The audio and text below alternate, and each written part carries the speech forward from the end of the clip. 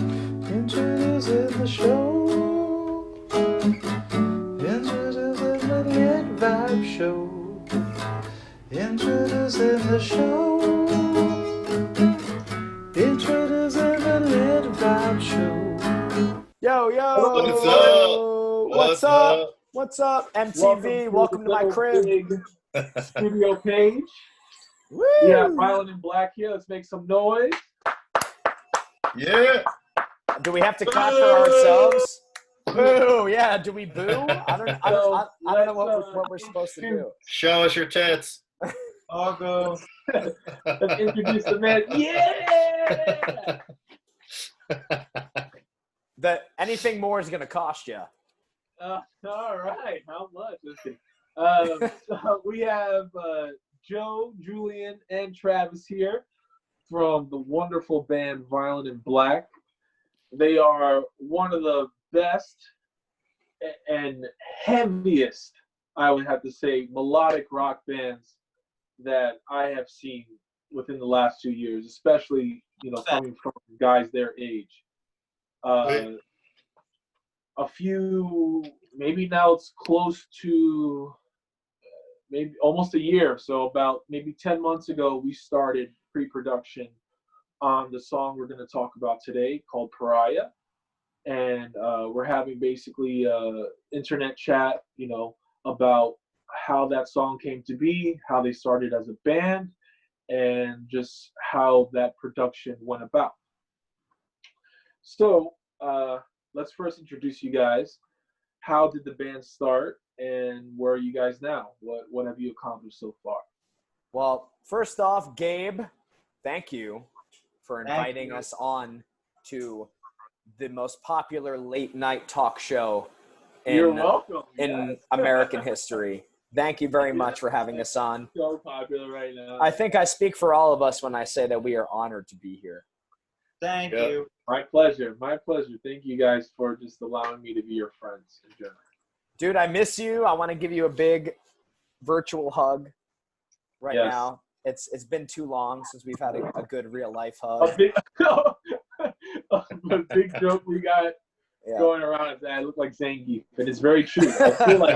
I feel like I started my life as a Ryu Street Fighter, like a little skinny guy with the headband, and now I turned to Zangief. Sorry, go ahead. But yes, you got that protein, bro. That's it. But sending big hugs to you, Ryu. Yeah, let's play a show together soon or something when we can, when it's safe. It's definitely been too long. Back to shows. Did you ask how the band started? Yes. All right. A long time ago in a galaxy far, far away, I moved here and I was looking for musicians to play with because of the amount of opportunity that New York City has or had, but still will have in the future. But I was like, it would be stupid for me to not play while I'm living in New York City. So I was looking around for bands. I tried out for bass player and singer for like 2 bands, and then I found Julian Ryan on Craigslist. And we met up at Astoria Soundworks in Queens, and we jammed. And we're like, shit, we should keep doing this. Like, it's kind of like when you're on a date and you feel a connection, like it's going to be good. You kind of have to stick with it and see where it goes. Right. So Julian and I started jamming pretty much ever since then. And then we put up a couple pieces of paper with a drummer wanted ad on it in a Brooklyn rehearsal space. And then all of a sudden this guy Travis called up. He showed up to our rehearsal space with a pack of beers, and he's like, let's fucking jam. And I don't know, man, it was just really fun. And we kind of captured a really awesome balls out fun vibe from that. And we've been together ever since, and it's been fun. We have gone to many places, and I look forward to going many more places in the future and creating more sweet jams. Hell yeah. So I'll ask Julian this question. Julian, what has been your favorite or most memorable show of the past year? Oh, so long ago. Favorite show. I guess one that stands out for me was our Christmas show. The Christmas show was big because it was in like local Brooklyn to my parents. So my family came, and a lot of their friends were in town for the holidays at the time. So I thought that was excellent timing because that was like, we really, I think we finished the new album at that point and felt like we had it and could really nail it. I mean, it's not that I didn't think we were doing well at shows before, but that was probably, I think it was a flawless victory. I think it was a legitimate flawless victory. We were untouched that show. I thought it was our best show, our tightest show. We like got to another level at that show. And my whole family was there, so it was good to have like my dad see it and recognize it. It was like, oh man, you guys are really clicking now, and all that bullshit. That one stands out for me. Plus, we were super high and had Christmas hats on, and it was fun. All right, so I love that answer. Plus, we were super high. Everybody likes Christmas.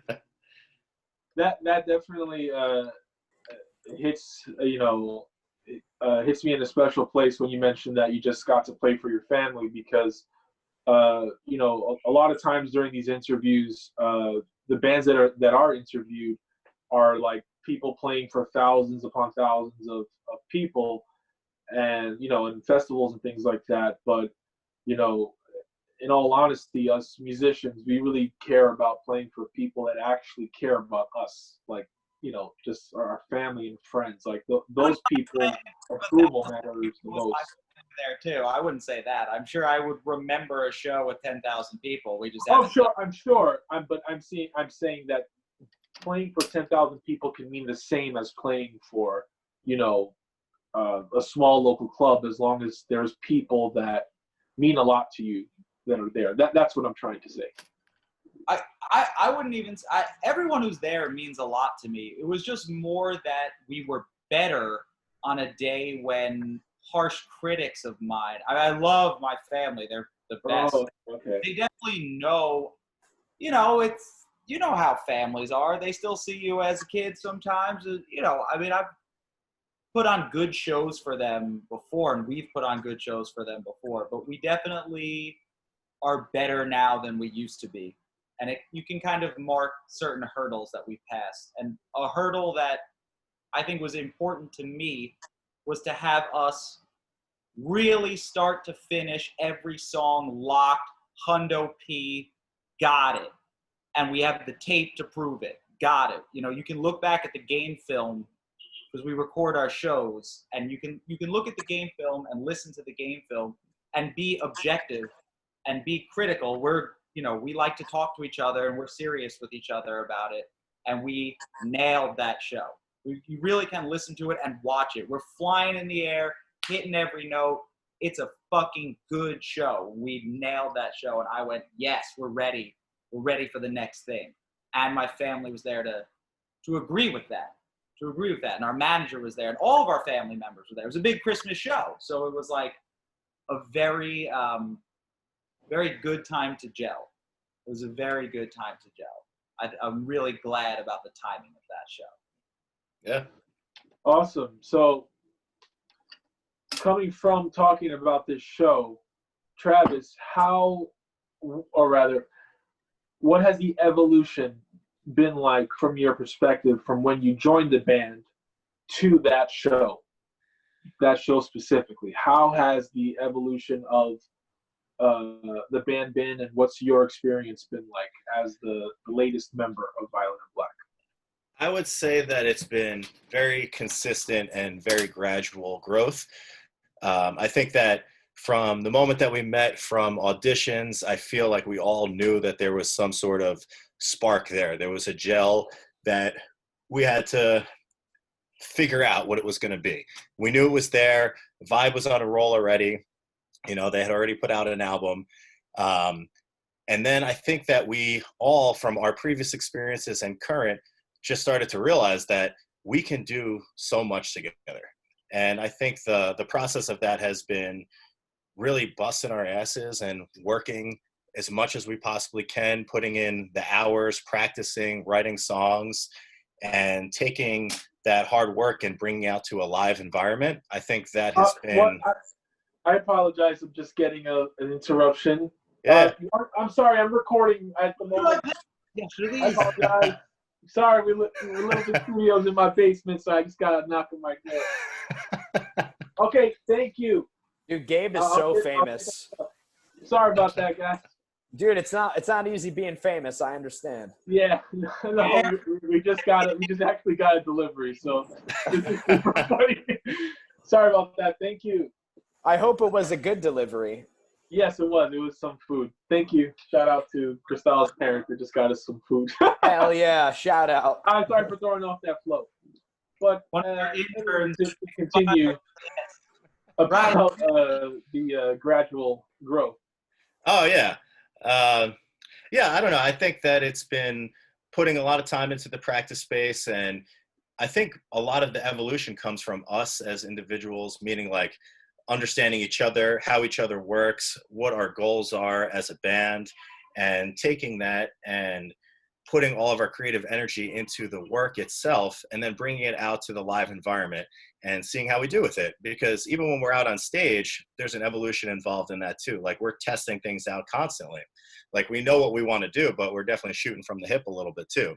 So I think it's a little bit of back and forth of what we do in the practice space, we take out to the live show, and what we learn at the live show, we take back into the practice space and develop our songs even further from there. And I think that's part of the biggest evolution that we have. It's just constant trial and error, making sure that we think the work that we're doing is the best we can possibly do and something that makes us happy. And hopefully we'll make everyone else happy that listens to it. And, you know, just repetition works. Keep doing that over and over and over again until you have your favorite discography ever and you're with your best friends and you're traveling the world doing it. Right. Beautiful. That's I like to hear that. Well said. You know, definitely I agree. It's all about working together. It's all about that compromise and about seeing who needs to be in the driving seat of that at that moment, you know, whatever particular song you're writing, and what's the overall theme of your music. What are the elements that glue everything together that would make a set of songs just make sense together.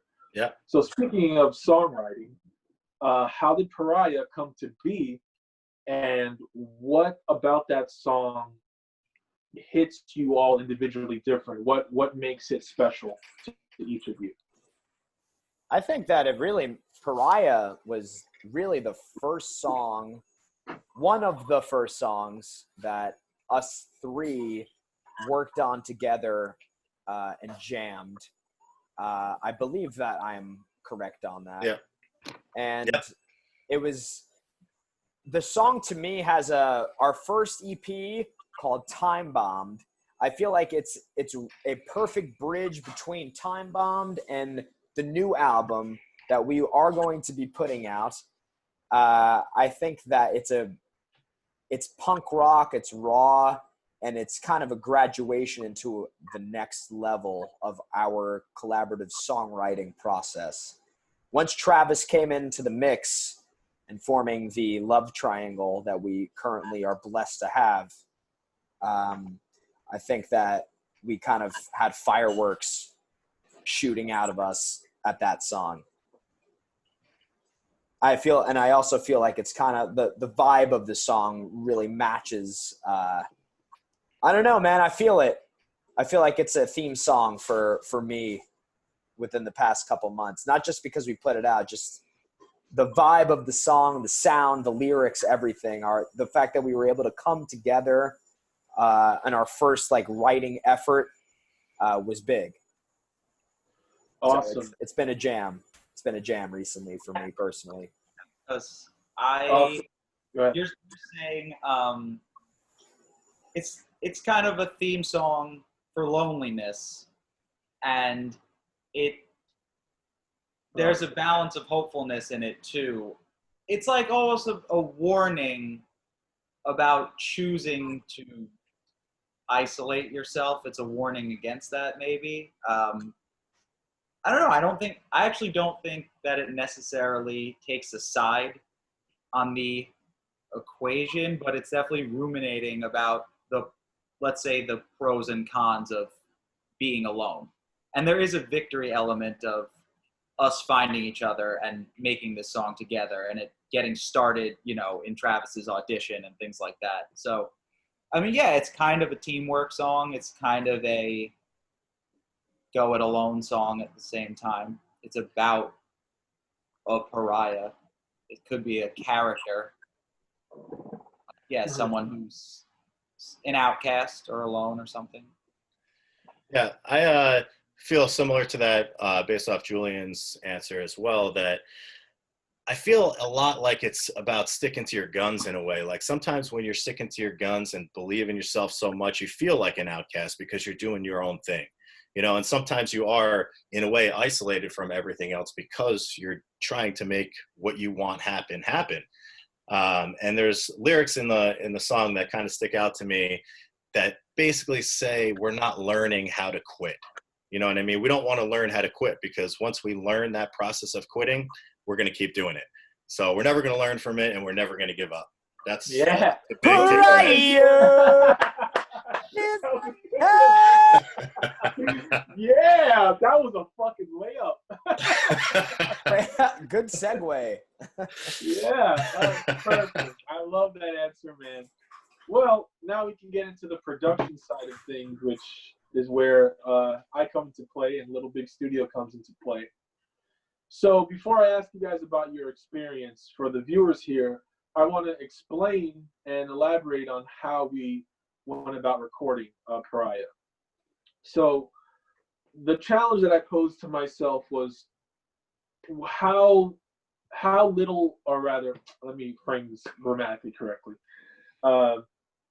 What were the bare necessities that I needed to use analog-wise? So I'm talking about from microphones to just an interface. What were the bare necessities that I needed to capture, a live high-energy rock band and also make them still keep their vibe without sounding super clean and digital? Yeah. A lot of people feel that, when you just record straight into your computer's interface or an interface that you buy separately, that you're just going to sound really, they say digital, or it has no vibe or no soul. My challenge was, can I actually totally prove that wrong? So the gear that I used to record you guys was a few GAD, GAD is the name of the company, GAD drum mics, and they were meant for live use, not necessarily for the studio. And I used a Shure SM7B for the vocal mic. So let's see, vocal mic, and let me not forget, the guitar was recorded with an AKG P420. So that's a dynamic mic. So with just, essentially altogether 8 or 9 mics, can I capture, a live rock band and really not only pay homage to your sonic essence, but still somehow make it feel nostalgic, make it feel familiar, not so brand new, perfect, and bright and digital. So I felt that I was able to capture that. Now I'll explain in a completely separate video with a screen capture as to how I mixed you guys. Wait. This is where you need to point. You got to point to the top of your. I have the session up here. Click here to see. I have the session up here right now, but I'm not. I don't need to play it at the moment. We'll definitely we'll play it in a bit after we go through these questions. But speaking from the band's perspective, from you guys having recorded at different places before you met me, what was the pre-production experience rather like coming from the band's perspective? What was recording the song like in your perspective? I thought it was great. I thought it was very smooth, very easy. I feel like I can speak for all of us that we felt very at home in the space. We were able to express what we wanted to get done, and we got it done. I don't think it necessarily takes $1 million worth of gear to get a good sound out. You know what I mean? And I think that you, being good at what you do, captured what we were doing to the best of our ability, which was awesome. You probably need a certain degree of familiarity. At least I would hope that producers give that, and you definitely gave that. That's really the most important thing. You know, before we even stepped in, you know, you've seen us live. You've seen us perform this song many times. We performed it in private for you. Just, you know, you listened, you did your homework, you were prepared. You know how to push the record button. You love tangly wires, really tangly wires, which were funny. I hope they don't. I love pushing the record button on tangling wires. The little bit video is brilliant producer, great studio, rat's nest of wires on the ground for sure. For sure. Yeah, let's talk. We can definitely talk about that rat nest of wires in that little big studio. That's like a nightmare, like a fever dream. Well, it still got done, and I think that the best thing that you said when we were going into the pre-production portion of recording Pariah is that you wanted to capture the live sound, just kind of the rawness, the balls outness of our live show that we have been continually working on and trying to improve to get people to, you know, freak out and have hard-ons and explode and all that good shit. But I think that you really, through experimentation, because I know that we were lucky to be your lab rats in the little video, testing it out.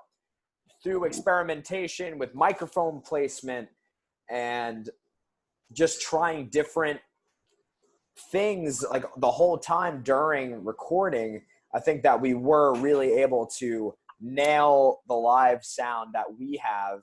And I think we really were able to bottle it up nice and give it to people. Thank you for saying that. That really it really hits me in my heart. It makes me speechless. Well, it's just another step in the art of creating music is the recording. There's no right answer. Right. What you find in the space that you have, and I think that together we all were able to find something that was like really special and pretty badass. Definitely. So, thank you for saying that, Joe. Joe, you mentioned earlier that I went to see you guys play live.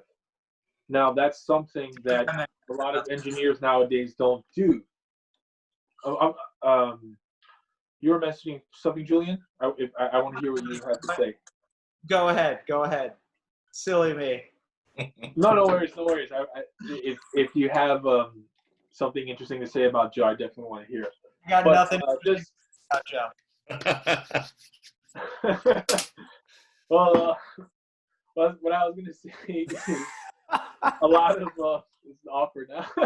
a lot of engineers, especially when dealing with rock music, they've never gone to see what a live rock band sounds like, or that particular live rock band that they're mixing sounds like. A lot of engineers are just kind of, you know, computer editors. You just email them the file. They don't really get to know you. They just, you know, put some plugins to make you sound like, you know, another, you know, random mix reference or a typical mix reference.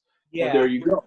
Yeah, But Gabe, yeah. So I agree with you, Hundo P, but it also goes both ways in that a lot of times artists don't really have their sound down yet, or they don't play live, or they haven't honed.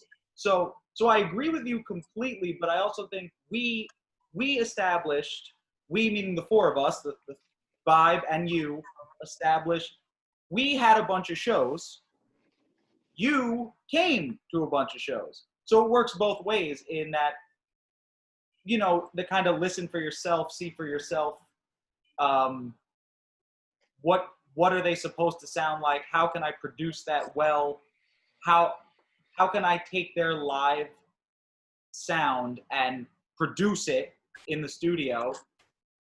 That question, a lot of bands don't have an answer for that, or they don't have a show booked. I mean, now in Corona land, it's a whole different ballgame. Of course, everyone should stay safe, but we have to. It depends on the job. It depends on the job. And we wanted a producer who cared about what we sounded like and could take the sound that we felt we were, you know, that we had established. It's a totally different ballgame if you want your producer to make a beat for you or do something like that. You know, you came in really knowing, I think, a lot about rock music and about live rock music. And you did your homework. You found out you let us kind of tell you what we sound like, and then you tried to amplify that as best as you could and produce that. Take what we sound like live, put it through so we can put it on the internet. So doing your homework was great. It's really appreciated. Quite frankly, I mean, it just. Thank you guys for mentioning that. It was definitely an honor. Yeah, that's how it started. Of course, much love. It was still like Zangy. Nothing but love. Nothing but love. Cool. So then we'll move to the next portion. Still speaking of the song. I'm sorry. No, just there's responsibility on both ends for the band and the producer to collaborate on it as a team. Everyone should know what everybody wants. Everybody should know, you know, what's going into this pre-production, production, and post-production. Should all be fleshed out on paper beforehand. You know, you came to shows, you talked to us, we hung out. It's like, I feel like the pre-production was big for us. We established relationship and all those things. That's great. And it definitely helps for long term. You know, let's do another song. I mean, it's great. Oh, yeah. It's managing expectations. That was all there, which is awesome. Yeah. Right. So I couldn't have said it better myself. The pre-production, that's a term that I'm going to now keep in my head. Building the relationship with the artist, asking them what they want. It's just customer service 101. It's customer service 101, and you did a great job on it. And let me say that on the record. Yes, you really did listen to our music and listen to us beforehand and offered your ideas, you know, when solicited and everything. This is great. We talk music. You know, you're a really talented musician. We talked about things on what can we do on the guitar, maybe things like that are allowed. But like you said, it shouldn't come from nothing. It shouldn't just come from, you know, the engineer with some generic baloney. It should come from a personal relationship and a personal understanding, which takes time, of the band and of the song. Right. Agreed. Awesome. So speaking of Pariah again, and mixing, what were your guys' opinions on the early mixes that I made versus the final, you know, that we call it Pariah version. I labeled the MP4 as Pariah version dose, like the second master that I made. What were your opinions from the earlier to that final mix? I think that the Pariah mixes came like a Russian doll. And by Russian doll, I am saying that every time, for those who don't understand, every time you pull the top piece off, there's a smaller piece, and it keeps getting smaller because you're trying to get to that little peanut size Russian doll. I think that the peanut size Russian doll is what everybody wants to get to.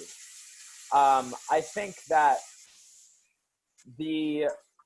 That's an amazing analogy, by the way. I'm trying, man. I'm trying to describe it the most accurate that I can.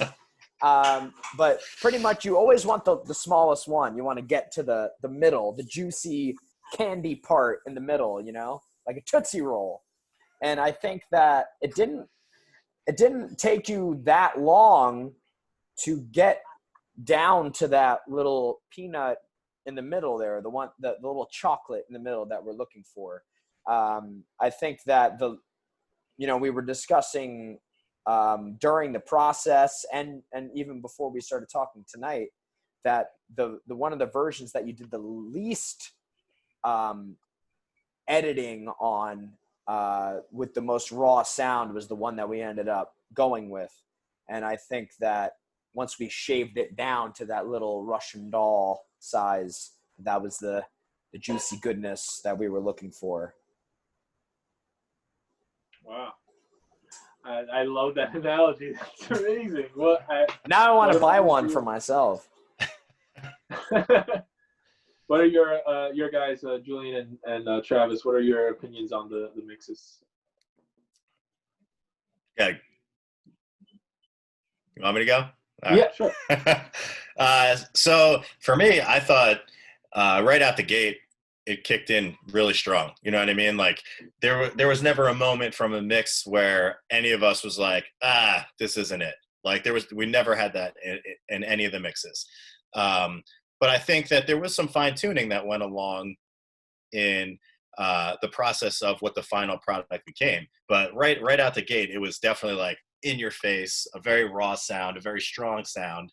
And we were happy right from the start and got happier as we went along. You know, occasionally adjusting some volumes or something. Nice.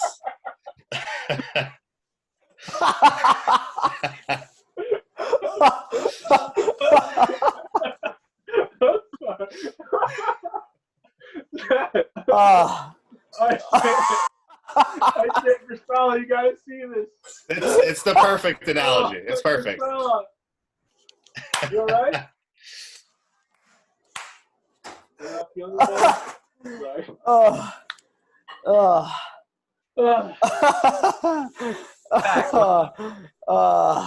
Carry on. I'm gonna make that the screenshot for that's got to be the thumbnail. That's got to be the thumbnail. I'll send you guys the pic. Thank you. I was almost about to cry. That was so good. But T, I agree with what you're saying. Russian doll aside. Yeah. But yeah, it's strong out the gate, man. I mean, it was a very awesome process, and we're very grateful for everything that you did. And thank you for capturing us the way that we wanted to hear it, which is amazing. Awesome. Thank you guys. So I want to, before I transition to Julian, because we're both guitarists, I wanted to talk specifically about the guitar tone for the track, because I feel like it actually, that is the strongest maybe character in the story, in my opinion, aside from the vocals and the drums. Like the color of the track really stems from that guitar tone. I feel like it sets the tone literally for the song. So what are your... It's got a very, very spicy tone. Yeah, it's got very spicy. It really gives context and flavor to the drums, and at least from a mixing standpoint, it gave a lot of context to the drums and the vocals. Like I actually EQ'd everything based on the guitar as opposed to EQing everything based on vocals. Like I didn't. I hope that I explained that correctly. Most songs are actually based from the vocal. What does the vocal sound like? Then you mix from there. But I actually mixed from the guitar, you know, because I felt like it set the tone for the song. So, Julian, what was your approach on for this guitar track? Yeah. Okay. Great question. I, first of all, totally agree with everything Travis and Joe said. Immediately on entering the studio and just doing our first take, our demo take, you know, we already, relationship established, you know the song, we all know the song. We've done our homework too. So we play the song, we play it well. we listen to the playback just right out the gate before even doing any of the mixes or anything like that. We know we're going to get it. We know we're going to get it. You can tell right away. And I think the thing about the Little Big Studio is there is about, so you don't need $1 million, like you said, but you do need a little bit. You know, we walk in and there's a Marshall stack in there. So you want to talk about setting the tone with the guitar. I think time and money put together. You don't need infinite money. You don't need infinite time, but you need enough time to make the song hot and rehearse it and be ready for it. You know, you need to take time and you need some money. I think the studio that you have, you know, kudos to you, on a budget is great. So as far as the guitar tone goes, I use a Fender Strat and just plugged it into the Marshall stack. I mean, I have my pedal board. I used your Big Muff Classic. That's just, you know, Hendrix Santana pedal. I mean, mixed with punk rock, like you know, In Utero uses the Big Muff sometimes too, I think. So, boom, simple. No, didn't think of it beyond that. We're making a rock song. You've got the equipment in your studio. My guitar, my pedals. You let me borrow a pedal, and you let me use the Marshall stack. So there is one little secret sauce that I have to let everyone else know that I'm not sure if you recognize yourself that you do. And it's that even though Joe and Travis are rocking out heavy, especially in that intro, your guitar playing is actually pretty smooth. It sounds like you're playing, but when I would isolate your track, you're actually just strumming easy. You're not choking the strings. So I'm not sure if you realize that about your playing, or maybe it's a subconscious thing. But you actually play, like, you guys all complement each other in this song. There's no established something. So we want to be a traditional power trio, guitar, bass, drums, but we also want to be unique, and we talk about how to innovate. And I do think one of the things we like to do, which is what you're hearing, is even though I'm the guitarist and Joe's the bassist, we have kind of a lead bass rhythm guitar dynamic. So that, I think, means that sometimes I come out smoother and he comes out more rockin', as you said, more punch. He's more punch and I'm more waves. And that's something that I hope makes the song, you know, we have our influences and our inspirations and everything, but also makes it special in some kind of way. It's cool that you hear that and that you probably played with that in your, you know, in the post-production and everything. Yeah, it changed my whole opinion on songwriting. You know, what is heavy? What makes something heavy?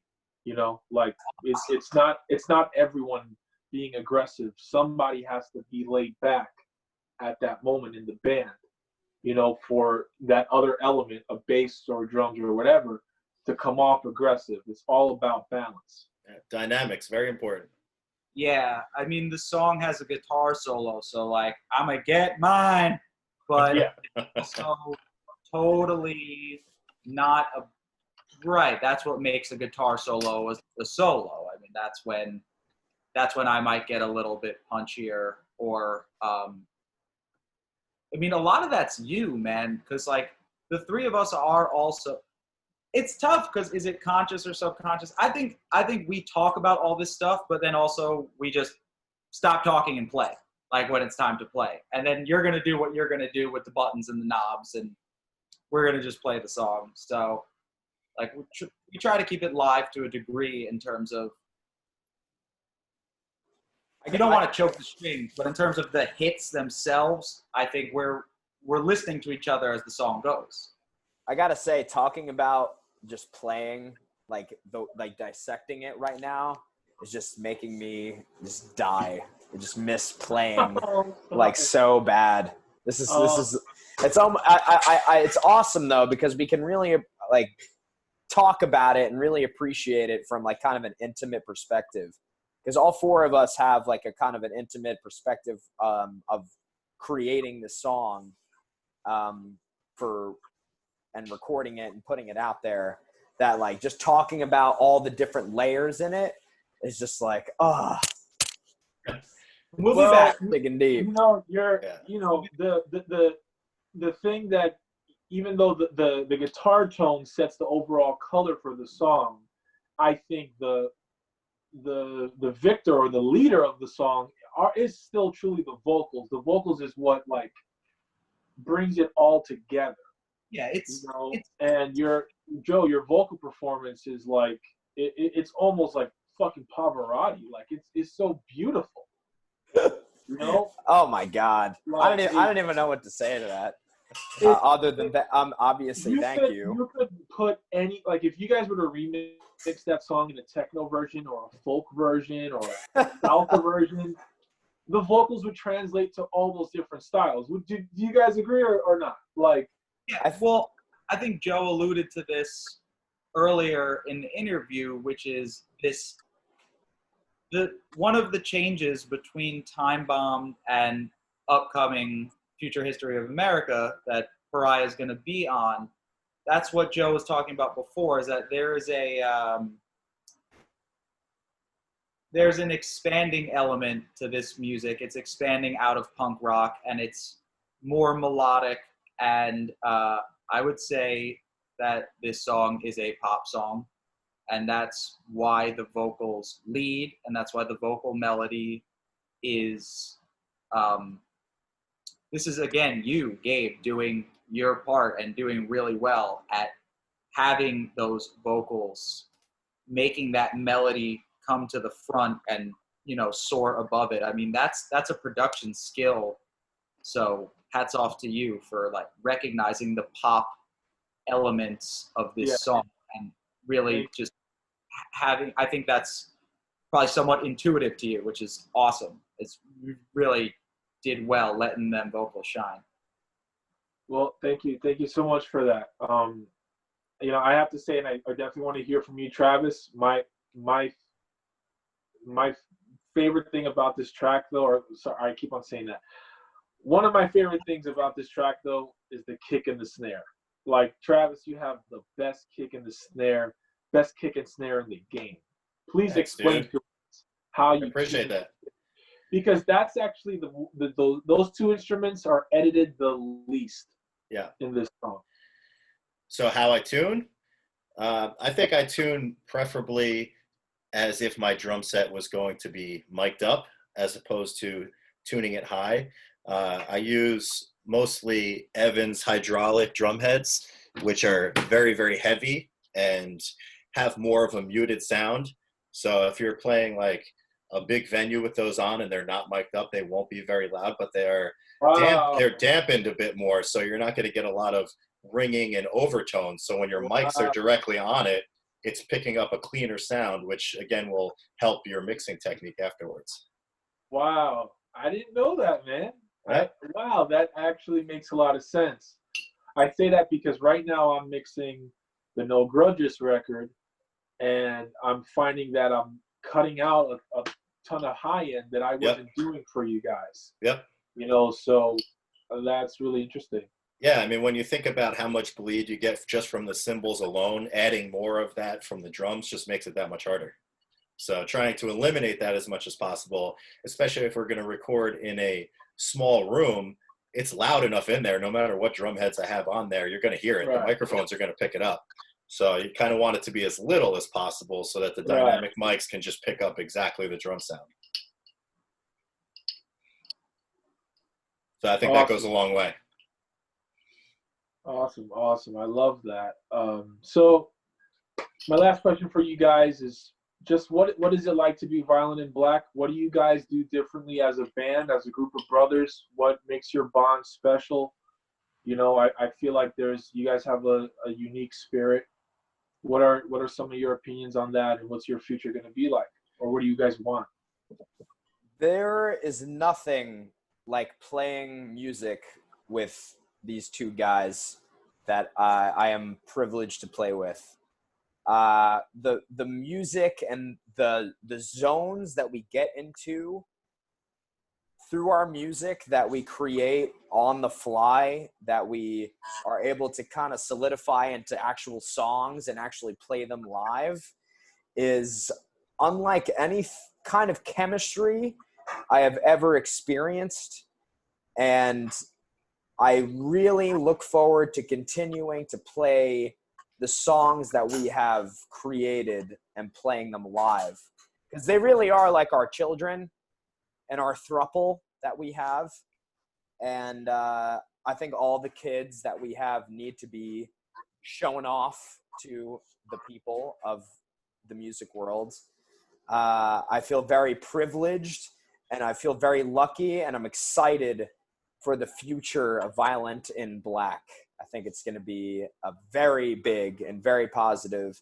And Gabe, we have you to thank for helping us on the next rung on the ladder.